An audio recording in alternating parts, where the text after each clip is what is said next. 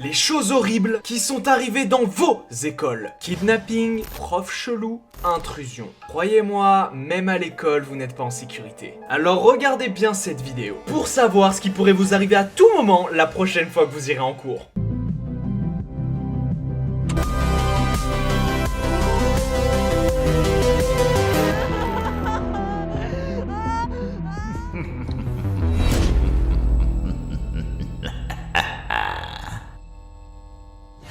Wesh mon gang, moi je suis chaud aujourd'hui les gars, je suis chaud, pourquoi? Parce que c'est le volume 2 des histoires d'horreur à l'école, le premier épisode qui s'affiche juste là vous a beaucoup trop plu. Je suis beaucoup trop content de retourner ça aujourd'hui, on va tout simplement voir ce qui nous est arrivé et ça... c'est vraiment flippant. C'est vraiment flippant, pourquoi? Parce que je sais les histoires, ouais je sais, je les connais, calme-toi, je me calme aussi, ok. Je peux pas faire des intros normales comme tous les youtubeurs, c'est incroyable. Bon écoutez, c'est très long, c'est déjà... regardez, j'essaye, il n'y a pas de... Non, plus sérieusement, mon gang, on va tout simplement beaucoup trop se chier dessus aujourd'hui et je sais que vous kiffez tout ce qui se passe dans les écoles. Parce que c'est beaucoup trop flippant, wesh, qu'il puisse arriver des threads d'horreur, des histoires d'horreur dans des écoles. Là, on va en cours.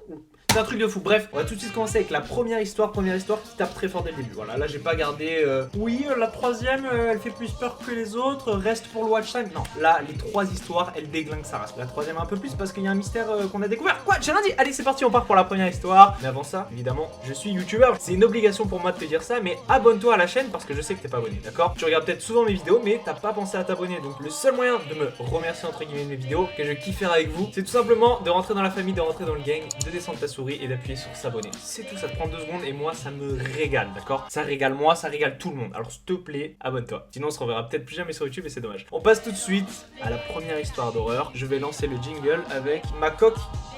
Eh, jingle! C'est nul, je suis le plus nul youtubeur.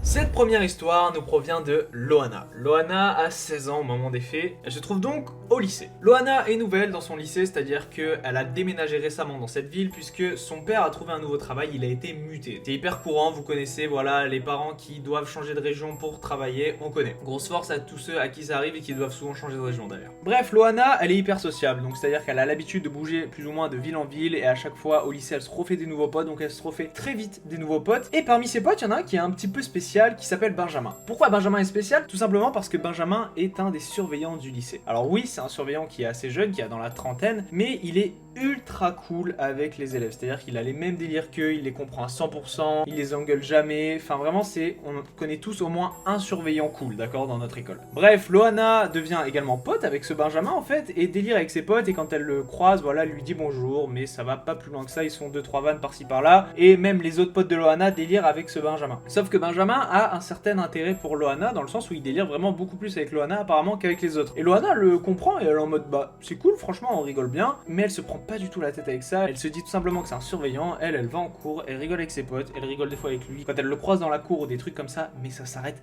là et c'est très bien comme ça, du moins pour le moment. Nous sommes donc un jeudi après-midi et Loana décide de rester en études, tout simplement pour taffer ses cours et puisque ses parents ne rentrent pas à la maison avant 19h, donc ça sert à rien qu'elle rentre toute seule chez elle puisqu'elle nous dit qu'elle arrive beaucoup mieux à se concentrer au lycée, ce qui est tout à fait compréhensible. Donc Loana rentre dans la salle d'études et il y a une seule personne qui s'en va au bout de 10 minutes, donc Loana se retrouve tout simplement seule dans cette salle d'études. Loana commence à travailler, finit rapidement ses devoirs, mais le temps passe et il est déjà 18h. Aux alentours de 18h, un homme va rentrer dans la salle d'études où se trouve toute seule Loana. Loana va donc voir un homme, une silhouette rentrer dans cette salle d'études, et cette silhouette c'est celle de Benjamin. Donc Benjamin arrive avec un gros sourire, Loana lui sourit également, elle se dit ah cool, on va pouvoir parler un petit peu, mes parents sont toujours pas rentrés, donc bon, j'ai fini tous mes devoirs, on va parler un petit peu puis je vais rentrer chez moi après. Donc Loana commence à faire son sac et à parler un petit peu avec Benjamin, et Benjamin lui demande où est-ce qu'elle va, elle lui explique tout simplement qu'elle va rentrer chez elle puisqu'il commence à se faire tard et que ses parents ne vont pas tarder à rentrer. Et Benjamin lui demande de l'accompagner avec elle au gymnase puisqu'il doit y faire quelque chose. On rappelle que Benjamin est surveillant, donc c'est plus ou moins normal qu'ils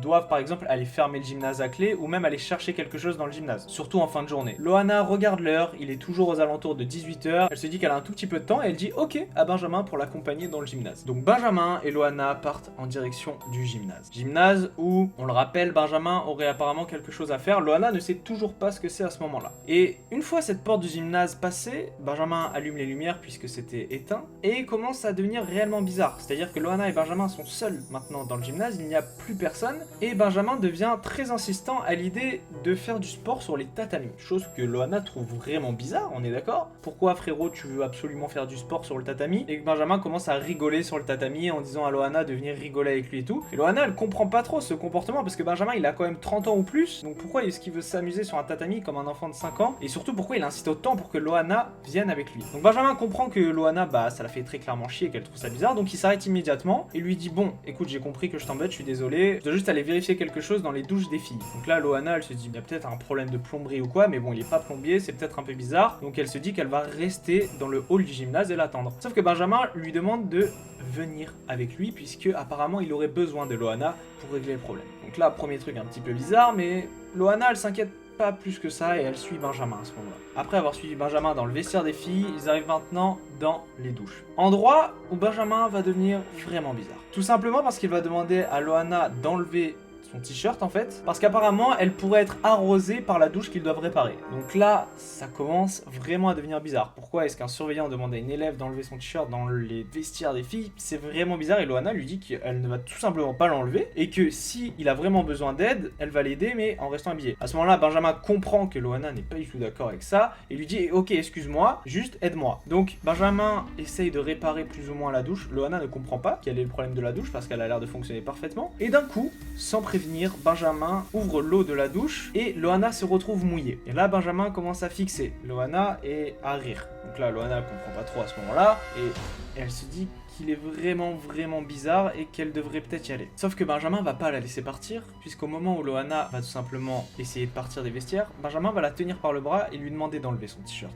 puisqu'il est mouillé apparemment. Loana comprend que Benjamin a probablement mouillé volontairement son t-shirt pour la voir déshabillée ou en sous-vêtements. Elle comprend donc qu'il y a immédiatement un problème et elle commence à crier et même à paniquer en hurlant sur Benjamin en lui demandant de la laisser partir. Sauf que Benjamin, il va tout simplement être pris d'une crise de fou rire et il va tenir Loana sans la lâcher et la serrer de plus en plus fort. À ce moment-là, Loana est terrorisée, elle ne sait pas quoi faire, elle crie sur Benjamin, elle se débat et lui il la tient et il rigole. Et c'est au même moment qu'un bruit retentit dans le hall du gymnase et c'est en réalité un prof de sport qui arrive à toute allure et qui sépare Loana et Benjamin. Et en fait ce prof de sport avait tout simplement oublié ses clés de voiture dans le gymnase et il était donc revenu les chercher et il a entendu Loana crier dans les vestiaires et il a couru le plus vite possible vers les vestiaires pour voir ce qui s'y passait et il a vu cette scène et a séparé immédiatement Benjamin et Loana. Et que serait-il arrivé à Loana si le prof de sport n'était pas intervenu? Eh bien, on ne veut pas le savoir très clairement, puisque Benjamin a tout simplement été viré du lycée et personne, ni même Loana, n'a jamais eu de nouvelles et n'a jamais su qui était réellement Benjamin, si c'était réellement un surveillant qualifié ou si c'était quelqu'un d'autre. Et c'est quelque chose de beaucoup trop horrible, puisque oui, des fois on croit savoir qui sont les personnes, alors qu'en fait, bah non. Donc voilà, c'est juste pour vous dire, méfiez-vous, on ne sait jamais. Et encore une fois, Loana a eu énormément de chance que son prof de sport intervienne parce que sinon, je sais pas jusqu'où serait allé Benjamin, mais je ne veux pas le savoir et je vais tout de suite passer à la deuxième histoire parce que ça me fait beaucoup trop flipper. Et on passe tout de suite à la deuxième histoire, let's go. Ah, tu fais la même voix que Squeezie comme ça, là. Putain, ça m'énerve ça. Là, c'est la même voix que Squeezie là. Il fait ça Squeezie là. Je me calme. Allez, jingle. Jingle. Merde, j'ai tout cassé. Cette histoire, c'est celle d'Anaïs. Anaïs a 17 ans et elle vit en internat dans son lycée. C'est une élève tout à fait normale, c'est-à-dire qu'Anaïs a des potes, elle a des notes plus ou moins bonnes, donc entre 10 et 12, qui est largement correcte, sans trop travailler. Bref, vraiment, l'élève type, rien d'anormal à signaler. Le seul truc, c'est qu'elle est en internat dans ce lycée puisqu'elle habite à plus d'1 heure du lycée. Et elle dit même qu'elle kiffe plutôt bien vivre en internat puisqu'elle est avec ses potes, elle vit avec ses potes, voilà, elle dort même avec ses potes, donc elle est juste super contente de sa vie d'internat. Elle nous explique même que le soir, ils ont une routine bien précise qui est tout simplement de manger assez tôt, donc vers 19 h, au self tout simplement, et après ils ont un temps pour parler avec ses potes, etc. Et après ils doivent aller tout simplement se coucher dans les dortoirs de l'internat où ils sont 2 par chambre. C'est-à-dire que Anaïs est avec une pote à elle qui s'appelle notamment Laura. Comme je l'ai dit, tout se passe pour le mieux dans la vie d'Anaïs jusqu'à un mardi soir. Anaïs finit ses 2 heures de maths et finit à 17 h les cours. Elle continue l'étude jusqu'à 18 h, 18 h 30 et va manger, puis prend sa douche, reste avec ses potes, puis va se coucher. Et le truc vraiment bizarre, c'est tout simplement qu'elle est réveillée aux alentours de 2 h du matin. Elle n'est pas réveillée par sa pote Laura qui fait du bruit ou quelque chose d'autre, elle est réveillée par des bruits de grattement. Anaïs est totalement paniquée par ce qui est en train de se passer, elle se dit que c'est un animal, c'est quelque chose, c'est quelqu'un qui est derrière la porte, il n'y a aucun surveillant qui viendrait aller gratter à sa porte à 2h du matin, elle commence vraiment à flipper et se lève et secoue Laura dans tous les sens pour essayer de la réveiller. Elle va même lui dire réveille-toi, réveille-toi. Et c'est ces paroles-là qui vont faire cesser immédiatement les grattements. Et là, un grand silence va prendre place. Silence qui va être brisé par Laura, qui demande à Anaïs de la laisser tranquille et qu'elle veut dormir. Anaïs se dit qu'elle s'est peut-être fait des idées, puisqu'il n'y a plus aucun bruit de grattement, et décide de retourner dans son lit, mais sauf qu'elle n'arrive pas à dormir. Parce qu'elle ne sait pas ce qu'il y avait derrière cette porte, et elle commence vraiment à flipper. Anaïs n'arrive donc pas à dormir, et quelques longues minutes plus tard, les mêmes bruits de grattement refont surface. Sauf qu'ils vont s'intensifier encore et encore. Et ce qui va se passer, c'est qu'Anaïs va être terrorisée par la peur à tel point qu'elle n'ose même plus se lever pour aller réveiller sa pote Laura. Et les grattements commencent en bas de la porte, et Anaïs entend très bien et le voit même qu'il monte vers la poignée. Alors comment elle le voit? Tout simplement puisque la poignée de leur dortoir commence à bouger. Et Anaïs et Laura ne pouvaient en aucun cas fermer à clé cette porte, puisqu'Anaïs nous explique qu'elle ne pouvait pas fermer à clé au cas où il y avait un problème, etc. Mais que c'était sans risque, il n'y a jamais eu de problème jusqu'à ce soir. Puisque la poignée commence à bouger encore et encore, les grattements ne cessent pas. Donc là, Anaïs commence à pleurer dans son lit, elle ne sait pas ce qui est en train de se passer, jusqu'au moment où la porte s'ouvre. Et là, Anaïs aperçoit une silhouette qu'elle n'a jamais vue de sa vie, qu'elle qualifie peut-être d'un homme, de pas très grande taille, et cette personne aurait apparemment un sac dans sa main gauche. Et il se met maintenant à fixer, droit dans les yeux, Anaïs. Pourquoi est-ce qu'il n'a pas fixé Laura, sa pote qui dormait, et pourquoi est-ce qu'il a fixé Anaïs? Surtout que Anaïs nous explique qu'à ce moment-là, dès qu'elle a vu la porte s'ouvrir, elle a essayé de faire semblant de dormir, sauf qu'apparemment cette personne savait qu'Anaïs ne dormait pas. Et il continue de fixer Anaïs et s'avance pas à pas vers le lit d'Anaïs. Anaïs pleure, elle ne sait pas si elle doit crier, elle se dit que si elle crie, peut-être qu'il va lui courir dessus. Elle essaie de réveiller sa pote Laura pour la prévenir, mais c'est impossible puisqu'elle est à plus d'1 mètre d'elle. Et Anaïs va donc décider de prendre le risque et d'hurler le plus fort qu'elle puisse. Et au moment où Anaïs hurle, l'homme se retourne immédiatement en regardant si quelqu'un va arriver par la porte, et là, personne n'arrive. Un immense silence retentit encore une fois, sauf qu'il va être brisé encore une fois par Laura qui demande qu'est-ce qui se passe avant de voir cet homme. C'est maintenant Anaïs et Laura qui sont terrorisés et qui ne savent pas quoi faire. L'homme arrive au niveau du lit d'Anaïs. Anaïs est pétrifiée par la peur, elle n'arrive plus à bouger, même plus à crier. Et l'homme va tout simplement s'asseoir au pied du lit d'Anaïs et continuer de la fixer. C'est horrible. Jusqu'au moment où Anaïs entend au loin des bruits de pas, comme si quelqu'un ou plusieurs personnes couraient en direction de la chambre d'Anaïs en poussant des cris. Et c'est donc 2 policiers qui arrivent en courant dans la chambre d'Anaïs et qui mettent à terre immédiatement l'homme qui va d'ailleurs se laisser faire de A à Z. Et on a eu le fin mot de l'histoire. Et cet homme, c'était tout simplement un homme recherché par la police pour de multiples choses beaucoup trop horribles que je ne vais pas dire. Mais pourquoi est-ce qu'il a fixé Anaïs et pas Laura? Et pourquoi est-ce qu'il l'a observé en s'asseyant au pied de son lit? Oh, c'est horrible! Et c'est pour ça que j'ai sélectionné cette histoire, puisque les policiers auraient donc vu cet homme s'introduire dans l'internat, mais comment ils savaient que c'était l'internat des filles, etc. Les policiers le traquaient déjà depuis un petit moment, et ils ont donc vu ça, ils ont immédiatement intervenu, sauf que le temps qu'ils interviennent, il avait eu le temps de rentrer dans la chambre d'Anaïs, et tout simplement de peut-être lui faire quelque chose d'horrible, on ne saura jamais, et on ne veut pas savoir, et c'est une histoire beaucoup trop horrible, voilà, je l'ai dit, c'est beaucoup trop horrible, donc je mets comme ça. Ça, c'est ma position pour pas avoir peur. Faites-le chez vous, hein. N'hésitez pas, vous mettez un pouce bleu et vous vous mettez comme ça. Voilà, j'attends pour le pouce bleu. À 15 000 pouces bleus, c'est le défi de la vidéo. Je m'en fous, c'est le défi de la vidéo, d'accord? 15 000 pouces bleus, je sors un épisode 3, d'accord? Des histoires d'horreur à l'école. À vous de voir. Donc, voilà, je reste comme ça le temps que tu likes. C'est bon, t'as liké? T'as pas liké? Bon, je compte sur vous, mon gang. En attendant, on passe tout de suite à la 3e histoire d'horreur. Mais franchement, celle d'Anaïs là, elle m'a glacé le sang quand je l'ai lu. Je vous avais pas menti, il y a des intrusions et des trucs de fou. Et la 3e histoire, tu vas taper ta tête contre ta coque comme ça, d'accord? Let's go, c'est parti. Je préviens, même si j'ai dit au début, oui, les histoires sont toutes les mêmes. Cette histoire, c'est la pire, d'accord? Maintenant que je me rappelle, c'est la pire. Et tu vas voir pourquoi. Écoute bien, ouvre tes oreilles, frérot. Cette histoire, c'est l'histoire de Tiffany. Tiffany, elle a une vie tout à fait normale, d'accord? Avec sa famille, tout va bien. Avec ses potes, tout va bien. Elle a une meilleure amie qui s'appelle Emma. Tout ça pour dire qu'il n'y a rien d'anormal à signaler dans la vie de Tiffany. On est maintenant un vendredi et Tiffany vient de finir 2 heures intenses de sport. D'acro-sport même. Et ça, c'est stylé. C'est faux, c'est pas stylé. L'acro-sport, c'est la pire chose, d'accord? Dites-moi en commentaire quel sport de PS vous détestez le plus. C'était l'acro-sport, moi. C'est la pire chose, ouais. Tu t'es là, tu t'empiles sur les... C'est bon. Faut vraiment que je me calme, wesh. Tiffany a donc fini sa session de sport et elle se retrouve avec sa meilleure amie Emma à devoir ranger tout le matériel. Donc c'est-à-dire tous les tatamis, elle doit les prendre et les enlever puisque son gymnase, il fait aussi volleyball, il fait plein de sports différents et lorsqu'ils ont acrosport, en fait, ils prennent les tatamis et ils les mettent au milieu pour faire tout simplement acrosport. Donc Tiffany et Emma, ce jour-là, c'est tout simplement à elle de devoir ranger tout le matériel. Donc ça prend plus ou moins un quart d'heure, 20 minutes, hein, c'est assez long, on va pas se mentir. C'est très relou aussi. Tiffany et Emma ont maintenant fini de ranger le matériel et elles retournent tout simplement dans le vestiaire des filles. Une fois arrivées dans le vestiaire des filles, il ne reste plus que 2-3 meufs avec elles qui sont un petit peu en retard et qui s'en vont. Mais le temps que Tiffany et Emma, elles, se changent, etc., elles ne sont plus là et Tiffany et Emma se retrouvent maintenant toutes seules dans le vestiaire. Sauf qu'il y a un problème, c'est qu'Emma ne trouve plus son téléphone. Problème qui va très vite être réglé puisqu'en fait le téléphone se trouvait dans la salle où elles ont fait acrosport, elle l'avait tout simplement oublié. Donc Tiffany et Emma sont retournées chercher le téléphone et reviennent dans le vestiaire. Mais pendant tout ce temps, les minutes passent et il commence à être plus ou moins tard et elles se retrouvent, comme je l'ai dit, toutes seules dans ce fameux vestiaire et elles sont en train de se changer jusqu'au moment où Emma va boire de l'eau et décide pour rigoler d'éclabousser Tiffany. Tiffany réenchérit en éclaboussant Emma. Une bataille d'eau commence dans les vestiaires, elle rigole, etc.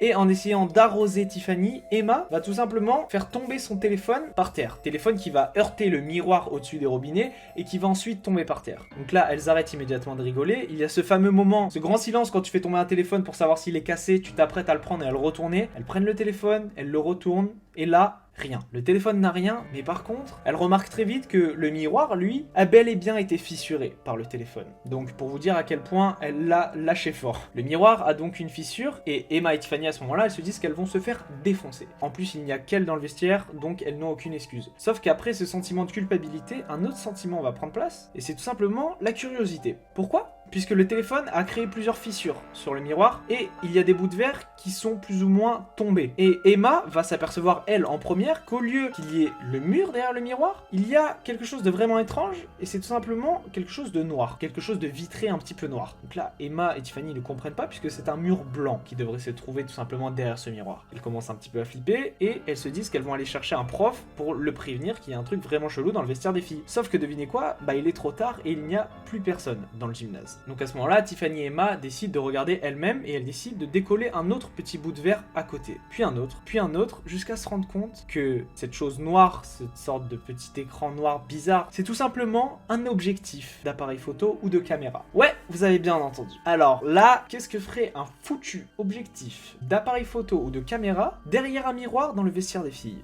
Et c'est ça qui est beaucoup trop horrible, c'est que Tiffany et Emma rentrent immédiatement à ce moment-là, puisqu'elles sont prises de frayeur, et elles se disent qu'elles sont peut-être observées à ce moment-là, c'est la pire chose possible, d'accord ? Et elles décident immédiatement de prévenir leurs parents qui vont immédiatement appeler le lycée, sauf que ça ne répond pas puisqu'il est trop tard. Le lendemain matin, à la première heure, les parents rappellent et expliquent le problème, et le lycée va donc voir ce qui se passe. Tiffany et Emma montrent au directeur ainsi qu'à d'autres profs ce qui s'est passé, en expliquant que c'est elles, oui, qui ont fissuré le miroir, mais que le problème n'est malheureusement pas là. Il y a une sorte d'objectif d'appareil photo derrière ce miroir et le miroir va donc être enlevé et on va découvrir plusieurs objectifs d'appareil photo et de caméra, même de surveillance derrière ce miroir. Vous avez bien entendu, ouais. C'est-à-dire que derrière le miroir des filles, il y a des dispositifs d'enregistrement vidéo ou de photos, on ne sait pas. Donc à ce moment-là, Tiffany et Emma sont prises d'une peur horrible, puisqu'elles se disent qu'elles se sont changées des dizaines de fois devant ce miroir, ainsi que d'innombrables filles du lycée. Et il y a quelque chose, qui les observait tout ce temps, qui a même des images de filles qui se changent. C'est horrible, c'est la pire chose possible. Et la grande question qui se pose là, qui est derrière tout ça ? Vous le savez, on a trouvé qui est derrière tout ça, et c'est la pire vérité possible à révéler, puisqu'elle est beaucoup trop choquante. Vous vous demandez probablement si on parle d'une organisation secrète, si on parle